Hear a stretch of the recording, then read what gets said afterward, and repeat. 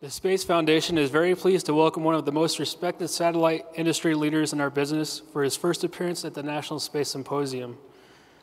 Our next featured speaker, Mr. Romain Bausch, is the President and Chief Executive Officer of SES, a position he has held since 2001. Mr. Bausch previously served as Administrator General in the Luxembourg Ministry of Finance and Chairman of the Economic and Social Council of Luxembourg. Please welcome Romain Bausch.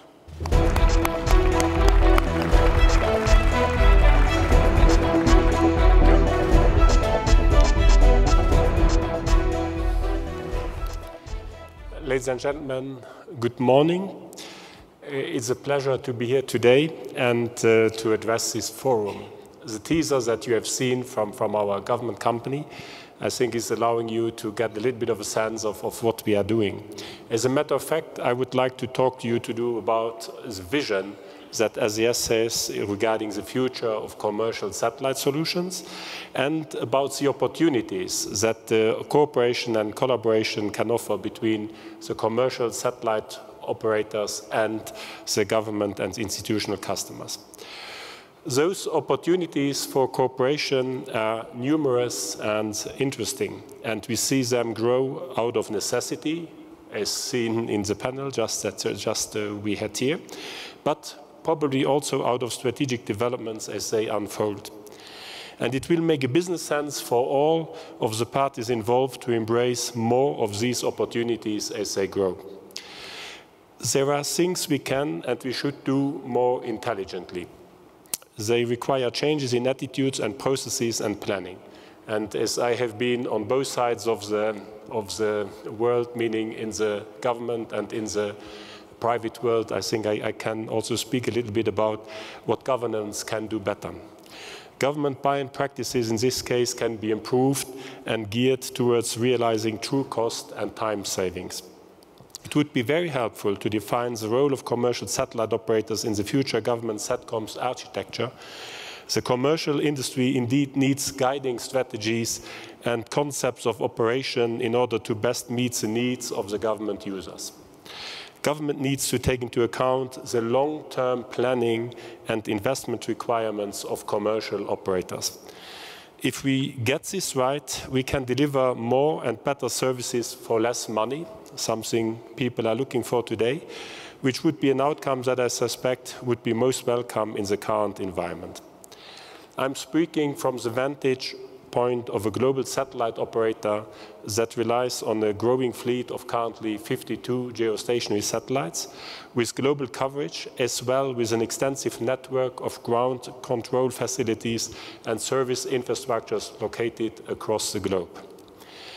SES generates roughly half of our revenues in Europe and a quarter in North America and a quarter in international and emerging markets. But more importantly, in terms of activities, and when you neutralize the heavy weighting of our direct-to-home TV business in Europe, then SES has a video distribution as well as services to telco and enterprise customers, each representing roughly 40% of our revenues, and services to governments and institutions represent approximately 25% of our revenues. In other words, SES is a business that is globally diversified and well-balanced between video, enterprise telcos, and governments. The figures I just quoted show that the government and institutional sector is an important customer to our business. And within this segment, the US government in particular is playing a very important role. The US government agencies and departments taken as one entity rank among the top 5 customers of SES. Today, as we look into the future, we see that governments is also set to markedly contribute to the growth in demand of satellite services. The US government is globally the single largest user of commercial communication satellite capacity. Total US government demand is approximately 30 gigabits per second, and despite a growing contribution from military satellite communication systems, a supply gap remains and can only be addressed by commercial satellite operators. There are a number of reasons for this. First, we have consistently underestimated the growth of US government demand. Today, that demand is driven by intelligence, surveillance, and reconnaissance of ISR missions. As the deployment of connected platforms, such as remotely piloted aircraft, accelerates, bandwidth requirements will increase further. And this is compounded by an increased focus on the Asia-Pacific theater with its huge distances that cries out for satellite solutions. Government services are not the only growth driver of our business, but a significant one. Let me give you a few figures to put this into the context. For the period 2012-2019, we project total capacity demand CAGR rates of 3.3%. However, CAGR is projected in excess of 6% for pay DTH television applications and in excess of 5% for enterprise and government services.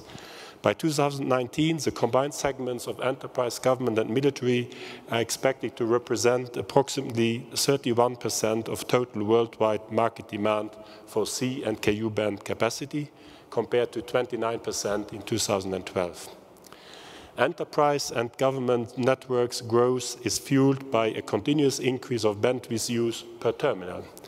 And the demand of military capacity is strongly influenced by geopolitical developments, tightening budget situations, and the launch of proprietary solutions.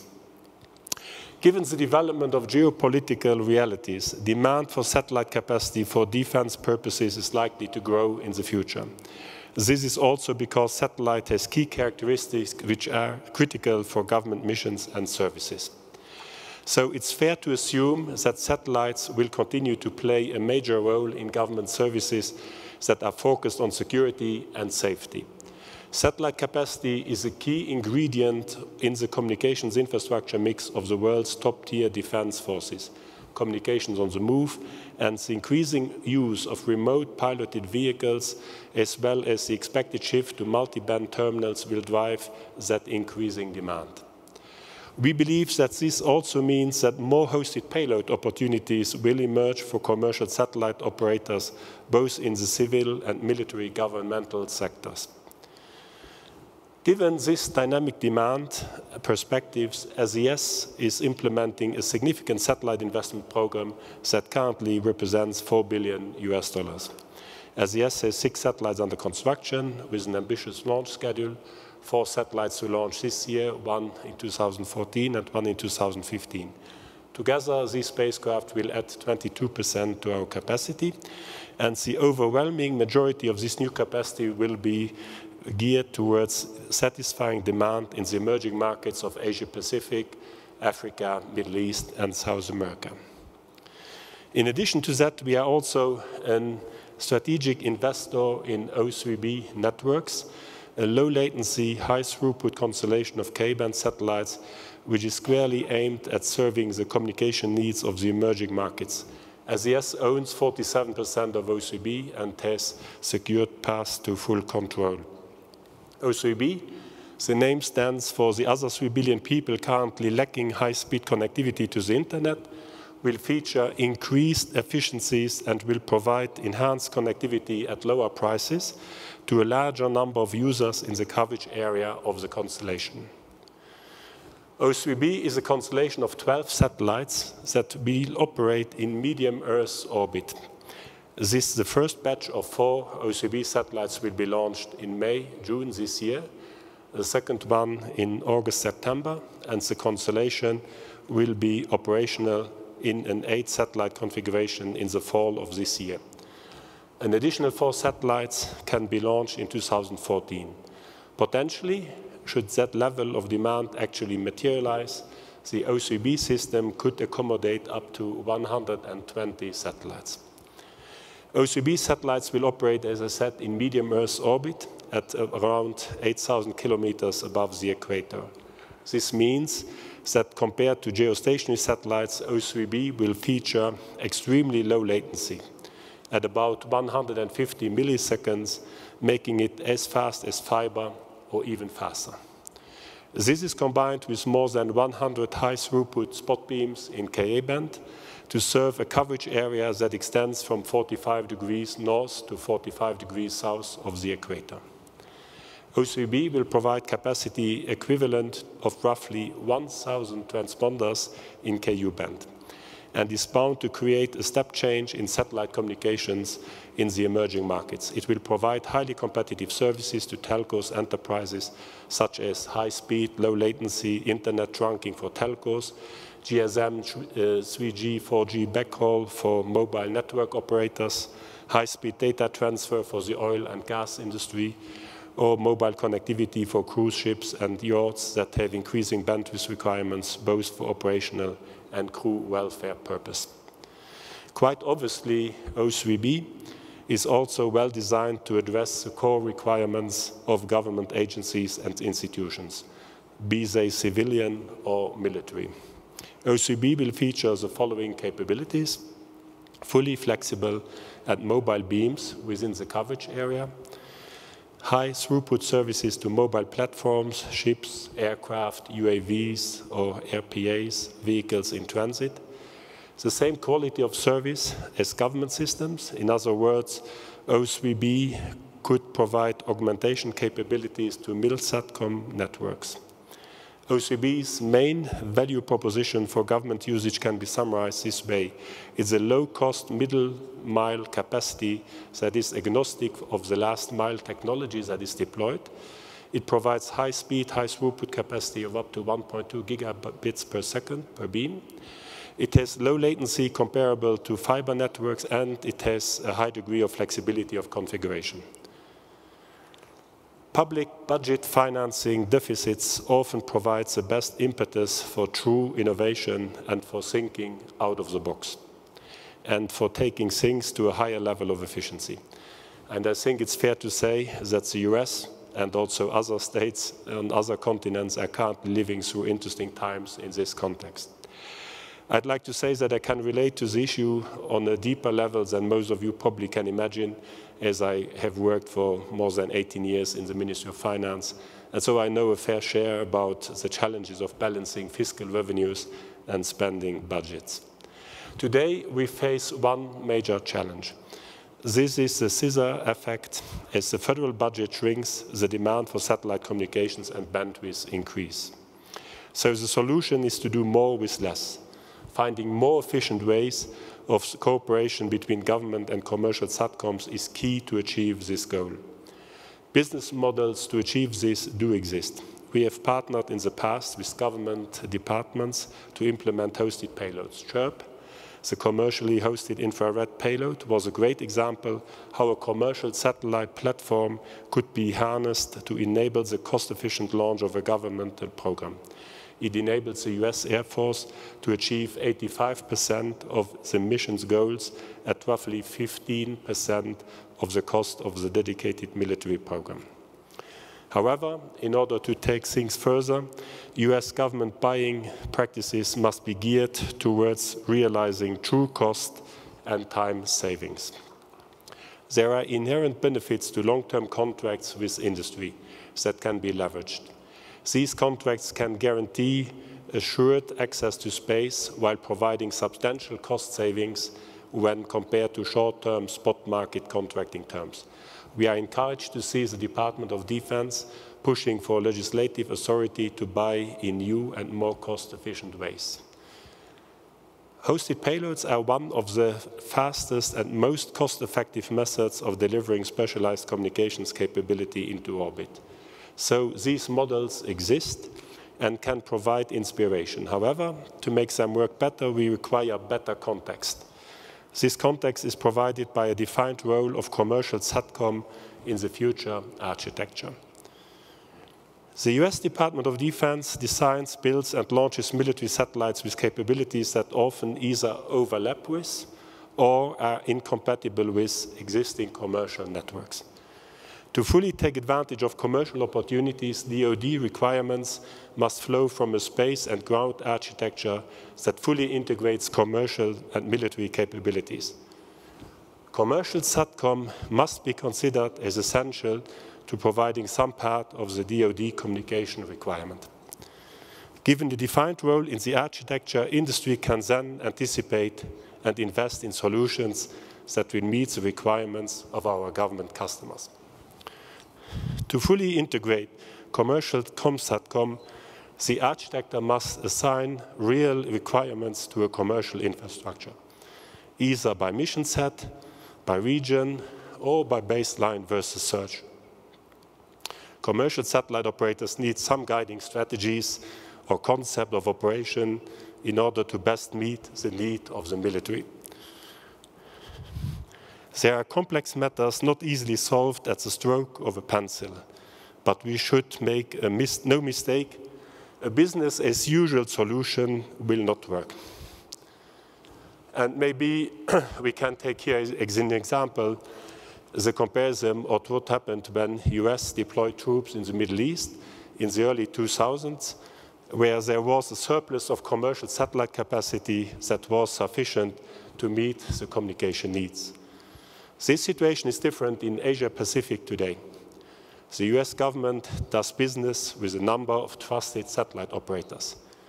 These have made and make their investments mostly in areas of large land masses. However, there is only a small number of satellites available in the Asian Pacific to support future national security strategy efforts. And this is a real risk to critical communications to support troops in the future. What I am saying is that it is important to understand the investment perspectives of a commercial satellite operator. Investing in a satellite means looking at a 20-year timeline. 5 years for planning and building, 15 years of operation. So it's important to understand why and on behalf of whom we invest in future capacity for a given region. Commercial satellite industry investments are made based upon projected return on investment, and they focus primarily on strategic growth markets. The US government may be an important customer for many commercial satellite operators, including SES, but the reality is that close to 90% of the commercial SATCOM business is generated by commercial entities. These commercial customers do recognize satellite communications as essential infrastructure to their business and position themselves accordingly. New satellite projects are often planned in very close cooperation with strategic customers to ensure that we can meet their essential strategic needs in terms of capacity or coverage area, for example. And there is a readiness of both contracting parties to engage in long-term relationships, often an essential ingredient to make a business case close. In the past, US government customers have taken advantage of the excess capacity unused by commercial customers to support their missions. Not only is this quite costly for the government, this model has limitations in areas such as in Asia Pacific. In order to make it work, the government must incentivize commercial investments to ensure the availability of critical communications capabilities. To conclude, ladies and gentlemen, satellite is a key element of the global communications infrastructure needed by the US government. We view commercial satellite operators as a core partner and service provider to our customers from the government and institutional sector. It is important to well understand what motivates and drives one's business partners, so that a long-term business relationship can work to the mutual benefit of both sides.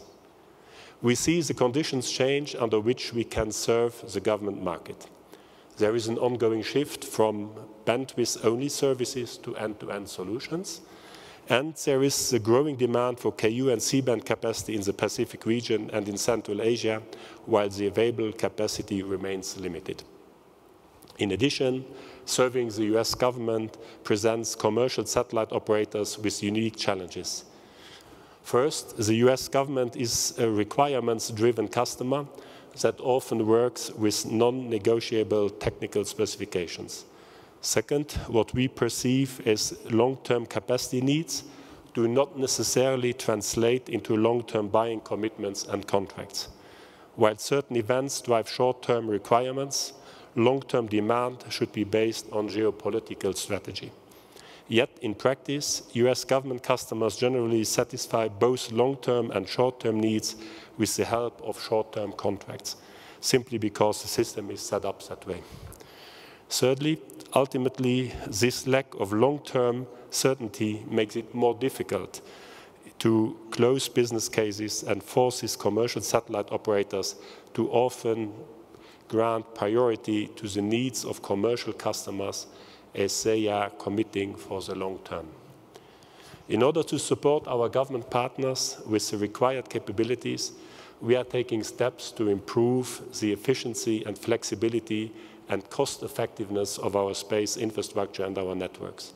But there are limits as to how much we can invest without government commitments.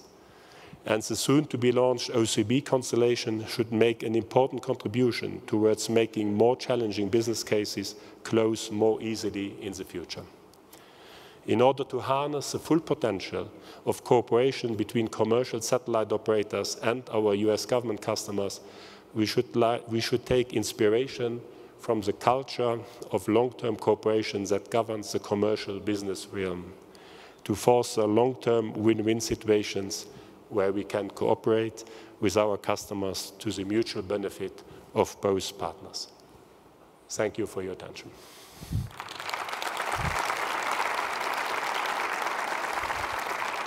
Sir, we have time for one question. As SES is predominantly a fleet comprised of commercial KU and C-band, do you envision expanding beyond these bands to further meet government demands and limited availability of X and Ka band in the future? Yeah, obviously I spoke a lot about C and KU band because that's the traditional bands used today by geostationary satellite operators. Many of our satellites also carry Ka band, so we are using Ka band as well today.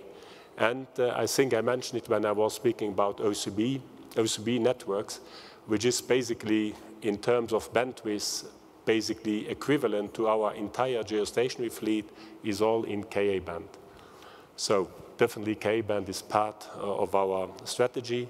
And in addition to this, we are also working, and there again, we need the cooperation of governments in the US and in Europe mainly, in order to grant sufficient comfort in investments that we might be prepared to do in satellites operating in Ka and X band, and where we can also combine commercial and also military bands. So from our side, all of this is on our roadmap. And once again, if we can achieve a long-term cooperation and a guaranteed framework for our investment planning, definitely you find SES always as your partner. Thank you. Okay, thank you.